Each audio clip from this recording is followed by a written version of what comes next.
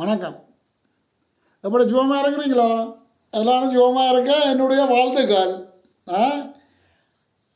சுகம் இல்லைன்னா அங்கே போகணுங்க டாக்டர்கிட்ட. உடம்புல இடக்கிட கண்ட்ரோல் பண்ணி கொள்ளுங்க. தெரியும் தானே, திருப்பி திருப்பி சொல்ல தேவையில்லை. கவனம், உங்கள் உடம்பில் நீங்கள்லாம் கவனம் செலுத்த வேணும். சின்ன சின்ன வருத்தம் பண்ணாலும் ஒரு டாக்டரை போய் கண்ட்ரோல் பண்ணுறது நல்லது. மற்றது என்ன இப்போ என்னம்மா புதுனாங்க நாட்டில் என்று சொல்லி எல்லா நாட்டில் எல்லா நல்ல என்ன பிரச்சனை நடக்கிறது தெரியும் தானே. இந்த தீவு துறக்கலாது, தீவு துறந்தால் அங்கே உண்டாம் இங்கே உண்டாம் அங்கே உண்டாம். ஒரே குண்டு தானாம், குண்டு தான் தீப்பான். ஏதோ யோசிச்சு எல்லாரும் நடந்து கொண்டால் நல்லதுன்னு நினைக்கிறார். ஒருத்தன் கொள்றதுக்கு உரிமை இல்லை. ஆட்சியில் வந்தாலும் கனகாலம் நீடிக்க மாட்டுது. எதுக்கும் கவனமாக இருந்து கொண்டு எல்லாத்தையும் நல்லபடியாக கொண்டு நடத்தினால் எல்லாருக்கும் நல்லது. மற்றது என்னது சொன்னால், இன்றைக்கு ஒரு சாப்பாடு உண்டு, செய்து சாப்பிட்டு பார்ப்போம். என்னென்னு சொல்கிறது, இன்றைக்கு சாப்பாட்டை புதுசாக உண்டை செய்து சாப்பிடுவோம். வேறு என்னதான் கண்டது? சாப்பாடு தான் மெயின். உடம்பிருந்தால் தான் சித்திரம் வரையலாம். உடம்பை கையை விட்டீங்களோ சித்திரமும் இல்லை, ஒன்றும் இல்லை. இப்போ இன்றைக்கு என்னென்னு சொன்னால், ஒரு சாப்பாட்டை சாப்பிட்றதுக்கு நாங்கள் செய்து வச்சதை காட்டுவோம், சாப்பிட்றத காட்ட மாட்டேன். சாப்பிட்ற எல்லாருக்கும் தெரியும் தானே. இங்கேதான் வெளிநாட்டு சாப்பாடு பாருங்க. அவன் இந்த பாருங்க சாப்பாட்டை, இந்த பாருங்க. இது என்னன்னு சொல்கிறது? இந்த நாட்டில் இந்த நாட்டில் என்றாலும் எல்லாத்தையும் பொறிச்சு கரைச்சி சோத்தோடு மிக்ஸ் பண்ணினார். சோத்தோடு ஒன்று சேர்த்து வச்சால் அவர் கொத்து சோறுன்னு சொல்ல வேணும். பாருங்கள் எப்படி செய்து வச்சுக்கிடாக்கு. வடிவாக சாப்பிடுங்கோ, இப்படி செய்து சாப்பிடுங்கோ. அதுக்காக சோத்தை கிள்ளி போட்டு கறியை குறைச்சி போட்டு சாப்பிட்டு மிச்சம் பிரிச்சோடும் இல்லை. உடம்பு இருந்தால் தான் சித்திரம். அதை விட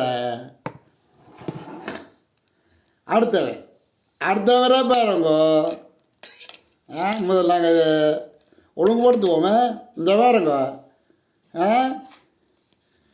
இரவு சாப்பாடு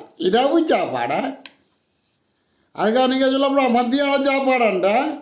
இரவு சாப்பாடு வடிவை பொறிச்சு வடிவை சாப்பிட்டு நிம்மதியாக நித்திர உள்ள வேணும். அதான் மனுஷனுக்கு கிடைக்க வேண்டிய நன்மை.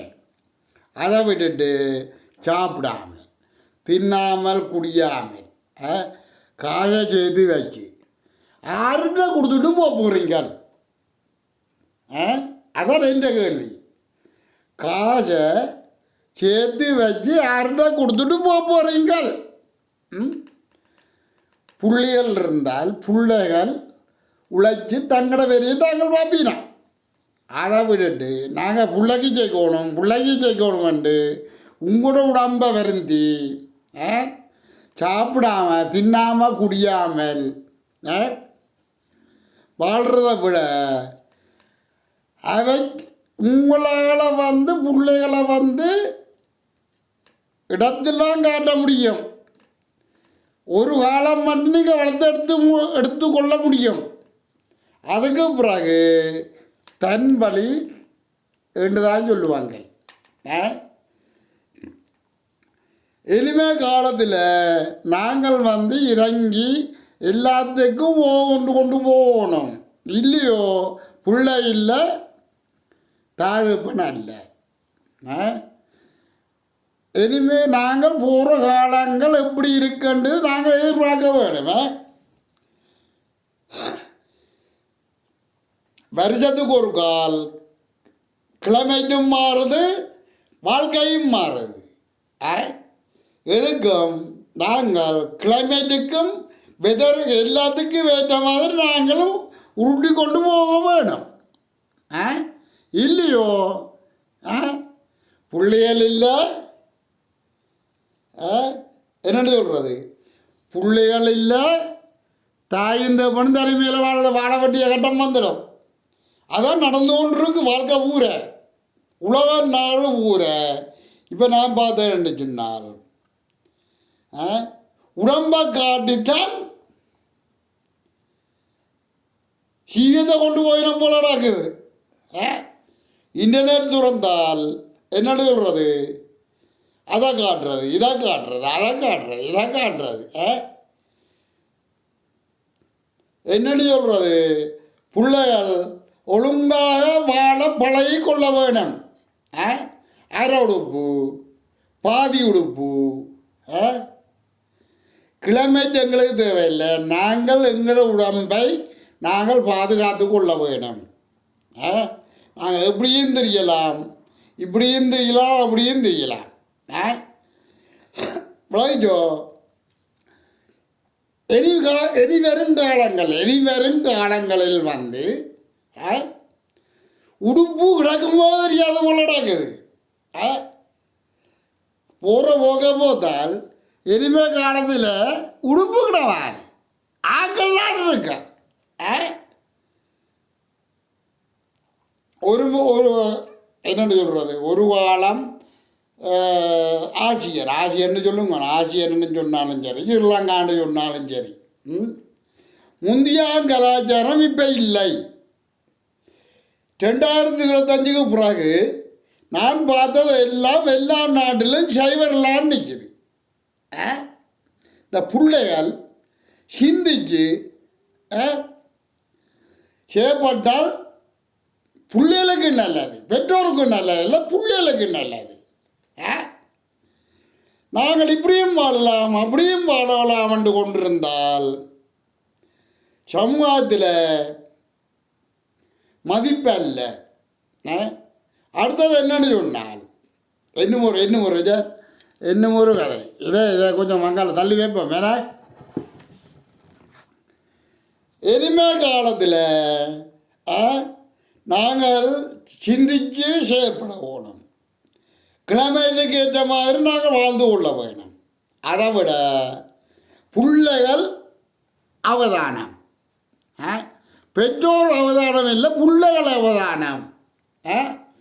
பெற்றோர்கள் பிள்ளைகளை பள்ளிக்கூடத்துக்கு அனுப்பிவினோம். அங்கே 8 மணி தேலம் 9 மணி தேலம் அங்கே பள்ளிக்கூடத்தில் தங்கி கொள்ளுவினோம், வீட்டை வருவினோம். பெற்றோரோட கதை இல்லை. அதுவே தங்களோட ரூமை பூட்டி போட்டு படுத்திருப்பினோம். அதுக்கு என்ன நடக்குது, எங்கே போகுது, எப்படி நடக்குது ஒன்றுமே தெரியாது. பிள்ளைகள் ஏதாவது பிரச்சனை இருந்தால் பெற்றோர்களிடம் அறிவிக்கவும். பெற்றோர்கள் அதை பற்றி சிந்தித்து, பெற்றோர்கள் உங்களிலும் விட மூத்தவர்கள், பெற்றோர்கள் பிள்ளைகளுக்கு மூத்தவர்கள், அதை சொல்கிற வழியின்படி கொஞ்சமாலும் சிந்திச்சு கொண்டு நடவுங்கள். இல்லையோ இனிமே காலத்தில் சைவர்றான். இதுக்கு மேலே நாங்கள் கிடைக்கல. இந்த நாடில், ஸ்ரீலங்கா இல்லை, இந்தியா இல்லை, எங்கேன்றாலும் உலக நாடு. பிள்ளைகளே அரை உடுப்பு, கால் உடுப்பு, முக்கால் உடுப்பு, உடுப்பே இல்லை. இனிமே காலங்களில் உடுப்பே இல்லையா? என்னென்னு சொன்னால் துணிகளை குறைஞ்சு எல்லாம் பண்ணி கொண்டு போட்டான். இவன் ஈஞ்ச போட்டால் பாதி ஈஞ்சு கிடக்கு, பாதி ஈஞ்ச காணையில். அதே மாதிரி தான் இப்போ வருது. என்னென்னு சொன்னால் புள்ளிகள் நிலைமையில அனைத்து பிள்ளைகளும் சிந்திச்சு சிந்திச்சு நடக்கிறது உங்களுக்கு நல்லது. உங்களோட அப்பா அம்மாவுக்கு அல்ல, உங்களுக்கு நல்லது. பாதி உடுப்பை விட்டு முழு உடுப்போடு செய்கிறது மனுஷனுக்கு அழகு. எங்கட பாதத்தை விதித்தான் நாங்கள் விளக்கணும்னு சொன்னால் பாதி உடுப்பிலையும் பெறலாம், பாதியில் உடுப்பு இல்லாமலும் பெறலாம். அங்கே திட்டப்பில் இருக்குது. என்னன்னு சொன்னால் நான் கேள்விப்பட்டது எங்கட தமிழ் மொழியில் தான் தூதனம் ரோட்டில் நடக்குது. ரோட்டில் ஓடுது. ரோட்டில் என்னென்னு சொல்கிறது, கதைக்க பேச தெரியாது. யங்கியை கலட்டி போட்டு நான் தான் பொம்பளை என்று சொன்னால் என்ன இது நியாயம்? பிள்ளைகளை சிந்தியுங்கள். தாய் தந்தையருக்கு உபத்திரம் கூடாமல் பிள்ளைகள் எல்லாரும் சிந்திச்சு செய்யப்பட்டால் உங்களுக்கு நல்லது, எல்லாருக்கும் நல்லது. உடம்பை கொடுத்து தான் நாங்கள் இன்டர்நெட்டுக்கால பிழைக்கணும்னு சொன்னால் அப்படி உழைக்க தேவையில்லை. அதிலும் விட அங்கே என்னென்னு சொல்கிறது, கோயில் குளம் இருக்குது. கோயில் குளம்னு சொன்னால் ஆம்பளையில் போய் நீராடி போட்டு வர இடம் தானே கோயில் குளம். கோயில் குளம் அங்கே எங்கள் தண்ணி சும்மா கிடக்குதான். நாங்கள் நீந்தி அடித்து போட்டு நாங்கள் நீதி கேட்குறது சரியா? நாங்கள் குளத்தில் தண்ணி இருக்குதா, நாங்கள் அடித்து சேறு கலக்கி போட்டு நல்ல தண்ணியில் கலக்கி போட்டு நான் தான் உத்தரம் என்னன்னு சொன்னால் ஆறால் தான் நம்ப வயல். மக்களே சிந்திச்சு கொள்ளுங்கோ. மற்றவன்ட குடிக்க மற்றவன் போகப்படாது. இது மற்றவனுக்கு அந்த என்னென்னு சொல்கிறது, என்னென்னு சொல்கிறது இறக்கம் விளங்குது இல்லை.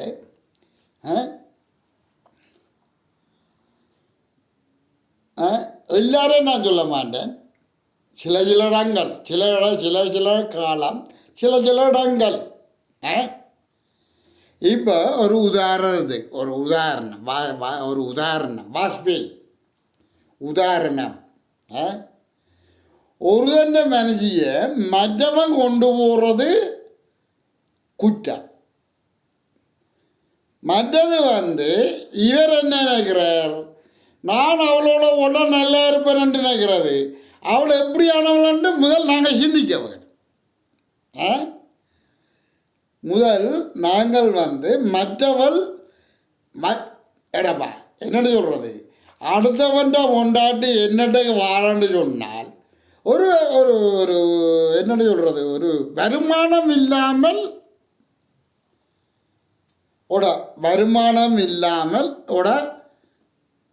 அவன் பிரச்சனை பேர் அது அடுத்த பிரச்சனை. என்னன்னு சொன்னால் முதல் நாங்கள் சிந்திக்க வேணும்.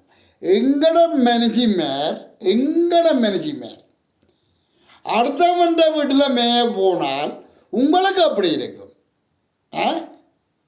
நீங்கள் அடுத்த வீட்டில் மேய போனால் உங்களோட மனசுக்கு அப்படி இருக்கும். முதல் அதே ஒருக்கா சிந்திக்க வேணும். அன்பான உள்ளங்களே, முதல் நீங்கள் சிந்தியுங்கோ. நாங்கள் தவறு சரி மனுஷி தான் தவறு செய்யலை. நாங்கள் தவறு செய்தால் உங்களோட வேலைக்கு தெரிஞ்சால் பிரச்சனை, அது வேறு பிரச்சனை. அதே குற்றத்தை உங்களோட மனுஷி செய்தால் உங்களுக்கு அப்படி இருக்கும். அதே முருகா சிந்திக்க வேணும். மற்றவள் வாரவள் இருக்கிறாள் இல்லை, இடையேக்க இருந்து பூந்து வாரவள் அவள் என்ன கோலத்தில் இருக்கிறான்னு உங்களுக்கு முதல் தெரிய வேணும். அது விளங்காது. அந்த நேரத்தில் அது விளங்காது. நாளைக்கு வருத்தங்கிருத்தம் வந்துட்டால் என்னன்னு சொல்கிறது, வருத்தங்கிருத்தம் வந்துட்டால் உங்களோட நிலைமை என்ன மாதிரி நாளைக்கு கொண்டு மனுஷிட்ட கொண்டு போய் அந்த வருத்தத்தை அங்கே கொடுத்து அதுக்கும் வருத்தத்தில் இருந்து நீங்களும் வருத்தத்தில் இருந்து அந்த புள்ளியல் நிலைமையை கொஞ்சம் சிந்திச்சு கொள்ளுங்க. இதுக்கு மேலே நாங்கள் ஒன்றும் சொல்ல தெரிய தேவையில்லை. உங்களோட மூளைக்கு ஏற்ற மாதிரி நடந்து கொள்ளுங்க. வேறு இதுக்கு நான் என்னென்னு சொல்கிறது, நான் இதுக்கு வழிகாட்ட முடியாது. எங்களுக்கு அது தேவையும் இல்லை. மற்றவன் பிரச்சனையை நாங்கள் எடுக்கிறதுக்கு எங்களுக்கு தேவையும் இல்லை.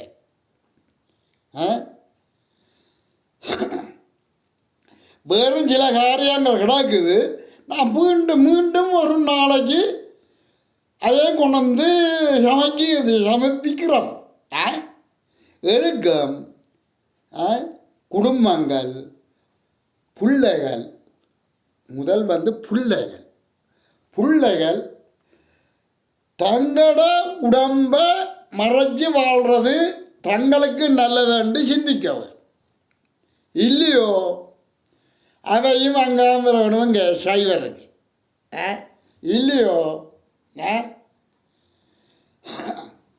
இப்போ நிலைமையில பார்க்க போனால் இனிமே காலங்களில் பிள்ளைகள் கல்யாணம் செய்கிற மாதிரி தெரியுது.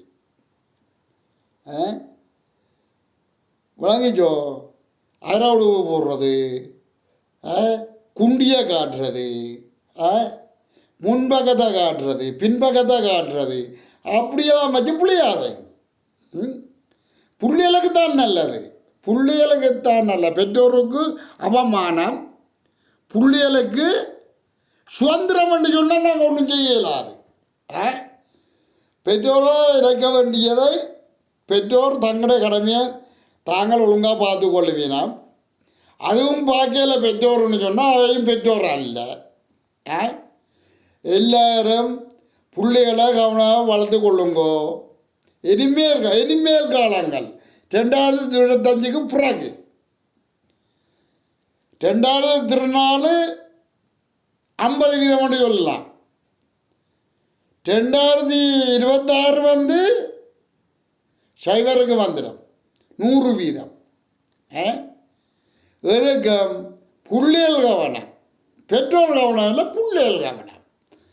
மீண்டும் என்ன மாதிரி எல்லோரும் சும்மா இருக்கிறீங்களானே இந்த கேட்டு இதுக்கு ஒரு பதில் ஒன்று தாருங்கவன் நாங்களும் ஒரு அறிஞ்சு கொள்ளுவோம்.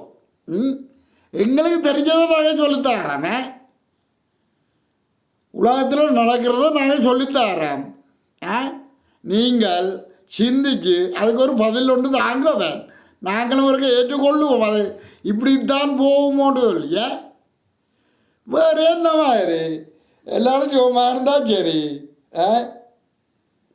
மீண்டும் என்ன நேற்றைக்கும் வந்து மனம் கேட்கல. சரி இன்றைக்கு ஒருக்கா வந்துட்டு போவோம், மீண்டும் ஒரு நாளைக்கு சந்திப்போமே, நன்றி வணக்கம் சொல்லுவோமே, மீண்டும் சந்திப்போம். பாய்.